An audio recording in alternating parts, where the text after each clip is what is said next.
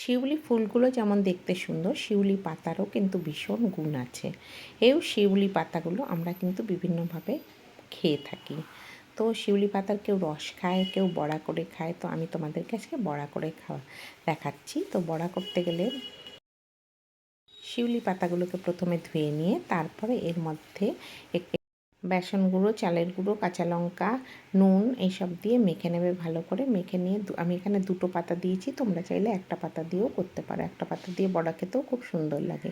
এতে কিন্তু মুখের স্বাদও ফেরে আর খেতেও কিন্তু দারুণ লাগে। মচমচে করে ভাজবে, ভেজে সবাইকে দেবে, পরিবেশন করবে, দারুণ খেতে টেস্টি হয়।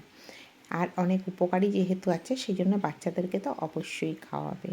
সপ্তাহে 1 দিন খাওয়ালেও শরীরের পক্ষে খুব ভালো। আমাদের আশেপাশে কিন্তু প্রচুর শিউলি গাছ আছে, সেখান থেকেই আমরা পাতা সংগ্রহ করতে পারি।